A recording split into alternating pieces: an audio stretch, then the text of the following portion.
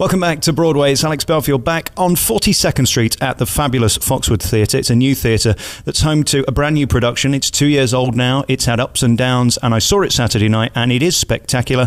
It's Spiderman, Turn Off the Dark, and the two stars are Reeve, Carney. How are you? I'm great. You got an awesome voice. Oh, thank you very much. That's very nice of you. So have you, by the way.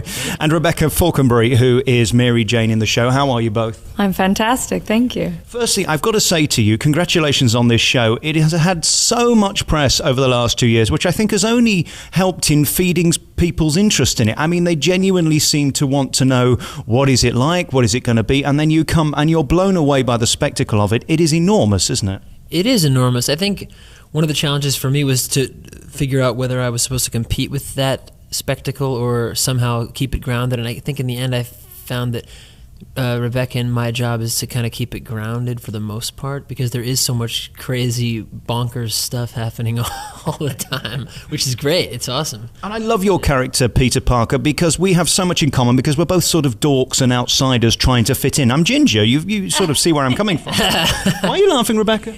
No, not at all. I was going to say, you could be, I finished school in Glasgow. I was saying you could be up in Scotland. Yeah, there you go. Yeah, I've experienced all different aspects of what I have to do on stage, I guess, in my real life.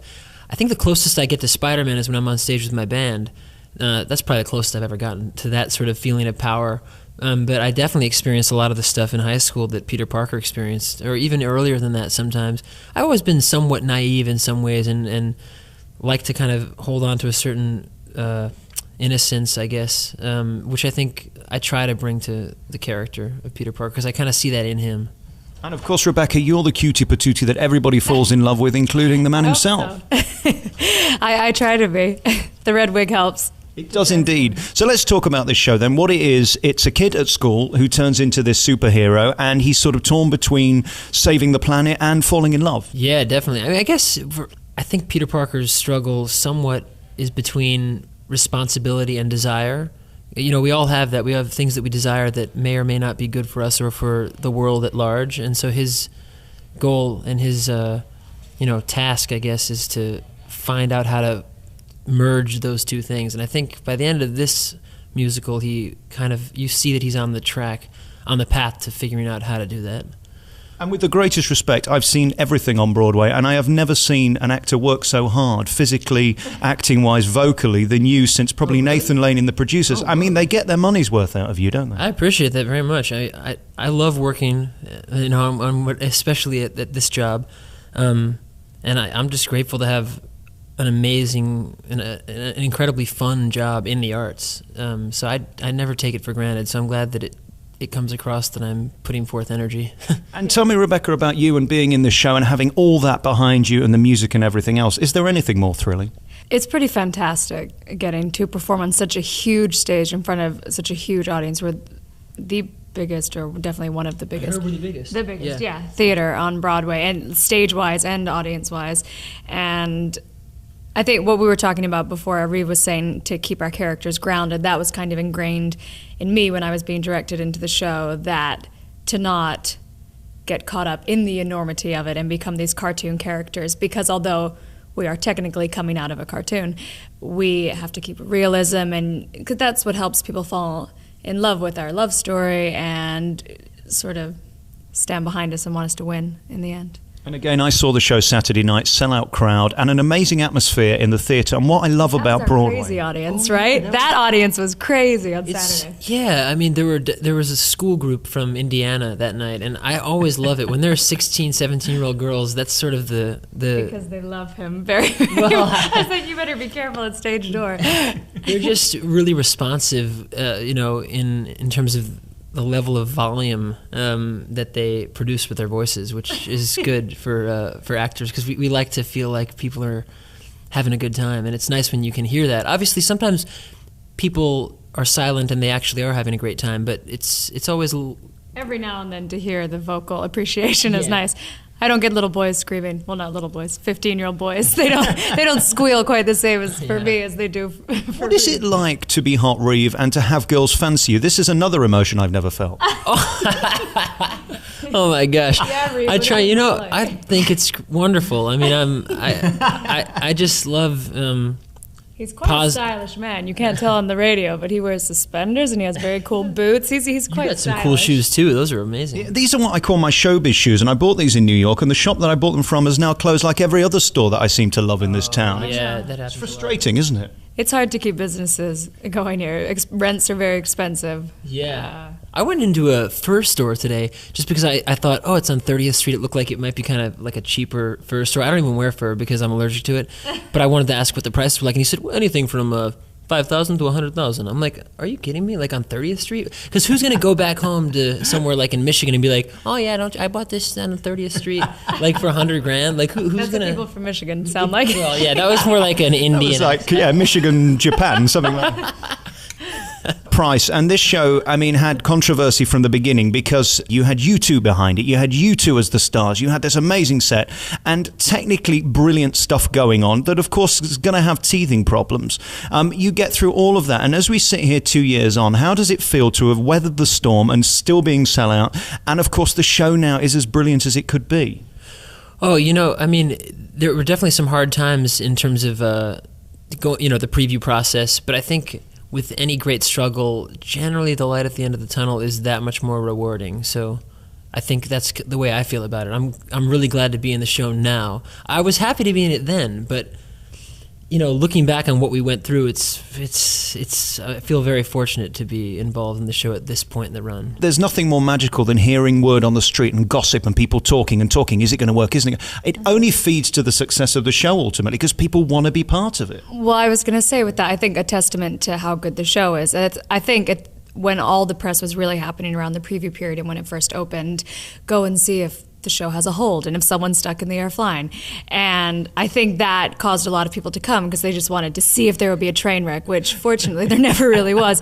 But you had the holds. And now that we've gotten past all that and now it runs really smoothly, people are still coming in hordes of people. And I think but that's just because the show is good, because it's a really great show. You're not going to come and see a hold or see anything technically malfunction usually because that doesn't really happen anymore. Right, and as a geeky guy that's seen 15 years of theatre, to look up and see a guy on two wires flying in between another guy on two wires that then flies above another guy on two wires just only plays with the brain. I mean, it's no wonder there were teething problems. The stuff that this show attempts is beyond anything else I've seen in a theatre. I mean, the only comparison is Mary Poppins flies out the end, but it's one woman flying slowly. I mean, you guys are throwing yourselves at each other, and in fact even jumping on each other's back in the air on 16,000 wires. Yeah, it is pretty nuts. Did I do justice then? Is that? Yeah, definitely. And then I'm thinking of another number that I do called Bouncing Off the Walls. That's pretty intense as well because there are actually, I think, 8 dancers controlling the walls. And it looks from the audience that it's maybe mechanical, like it's some sort of computerized thing. But it's sort of this high level of partnering in dance, because they can move the walls wherever they want, and I'm pretty much going to be in the same place. So they're very skilled, these guys. I mean, obviously they're skilled dancers, but they've become skilled puppetry masters as well with these huge, heavy walls. So yeah, there's a lot of that stuff with people crossing lines and, bumping into each other in the air. It's part of the excitement. And then, of course, you go from the enormity of those flight scenes to just you and him sat on a bench in midair, just singing a beautiful ballad, which is so favorite. Nice and probably the best song in the show. Well, it is the best song in the show, no doubt. That is my favorite scene to do in the show, and I think it's because sometimes you can get lost in scenes on stage and you forget that there's an audience there, and you get lost in your character and whatever the situation is going on.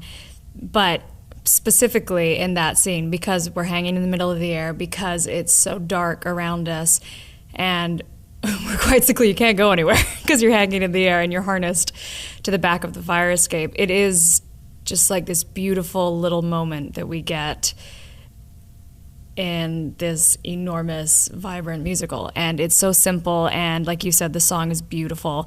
And I always say for the Peter Parkers, it's like a lesson in listening because it's such a long song, which I sing most of it, and they're so still and they just listen. And I just get to tell this story through this song, and I think that's probably why it's my favorite. And congratulations to you both, but particularly to you, Rebecca, because, I mean, it is the one song in the show that you remember that you think, my God, they can sing. And you do need a moment like that, because this is very high energy through most of it, and so stunningly spectacular visually that you can often be distracted from the voice or anything else going on.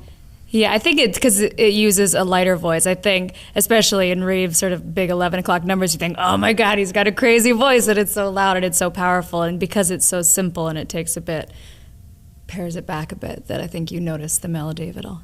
Yeah, well, the thing for me is that, I mean, I actually have an alternate in this show, so I only perform in 6 shows a week, which is I'm very happy about and very I'm lucky to have that. Jake Epstein does the matinee performances, so I'm here in the building. We're each other's standbys when we're not on, but a few shows do this. I think Evita and Phantom of the Opera do it, and Jesus Christ Superstar, different shows where it requires a lot of physical...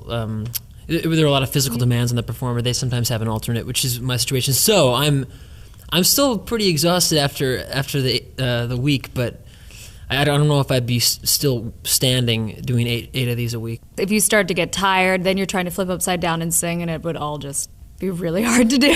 And of course, from a guy's point of view, as you watch this, you don't get to do much flying right until the end. And then we're thinking, is he going to do it? Is he going to do it? Because we get lots of Spider-Men throughout. And then you become the Spider-Man as we see at the end. And we're all thinking, God, I'd love to have a go at that. I mean, there can't be a guy in the audience who doesn't think, what does that feel like to be flying above an audience? It was cool for me because the stuff that I had to learn first, like bouncing off the walls and the thing I do with Arachne in the air, those are a lot harder than flying around in the audience, at least the flight that I do.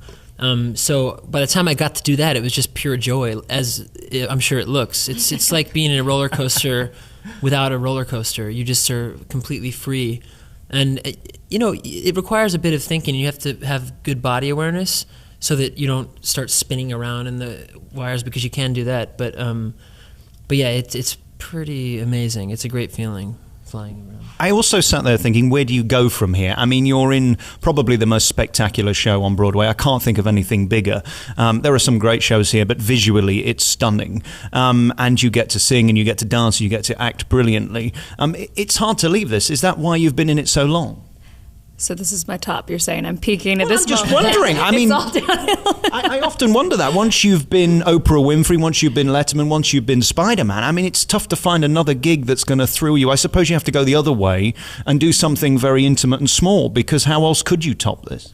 Well, everyone says, what will you do next? And I always say I don't know, because it hasn't presented itself or haven't had the audition yet. I think as creative, artistic people, at least for me personally, it's always, what's the next thing that's going to challenge me? What is some creative thing I haven't done yet that I will find exciting? And as you could hear, we are in the theatre. They are rehearsing. They are getting ready for the show. I would imagine backstage is as much fun as in front of the stage. I almost want to see that show, because there's a lot moving in and out, isn't there? Yeah, I think there are 200 people working backstage. It's something crazy like that. Am I right? I think it's more like 150. But still. Including ushers, I guess. It's like 200 in the building at one time. So there's definitely there are a lot of things going on that no one in the audience sees. You have to be very aware backstage. You can't just walk wherever you want, because someone might be landing from a flight, or a scenery piece will be coming in and out, and everything is very well choreographed in the timing of when it needs to go and when people can walk. So you can't just meander backstage ever. And of course, you're both delicious in your own way. You more so, Rebecca, than you, Reeve, but I'll leave it there. I love it. We're in a town full of food, and I'm just wondering, you really can't indulge, can you? Because if you were fat, I mean, it wouldn't work, would it? Well, I'm so lucky, man. I mean, this job keeps me fit. I do. He's got serious abs. He's got a proper six-pack, which you said you didn't have before, but now. So have I. I'm just acting to look chubby. I know you do. I can tell. Well, yeah, I mean, I definitely, before the show, I kind of keep my diet relatively consistent. I eat a chicken salad before every show. All the time, right? How Didn't dull. you say you have it all the time? Yeah, before every show, that's what I have. But I'm so bored for you. I know that. I mean, that's good. I enjoy it though, but I put avocado in it and a few other different things. But have you heard about the stuffed artichoke at Carmine's? I mean, there's a pre-show dinner. That's the thing. After the show, I eat whatever I want, and I also eat whatever I want for breakfast. So it's only that one meal that I keep relatively lean. And how about you? How do you keep this?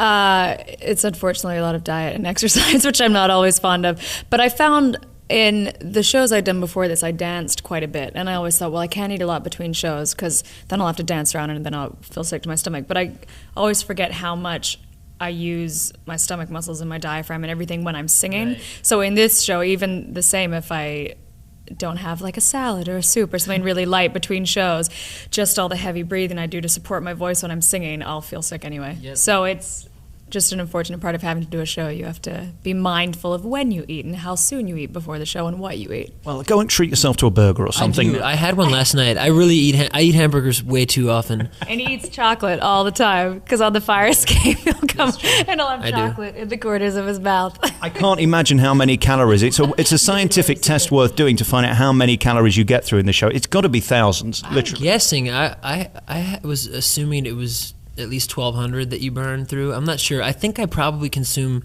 between 3,200 and 4,000 calories a day.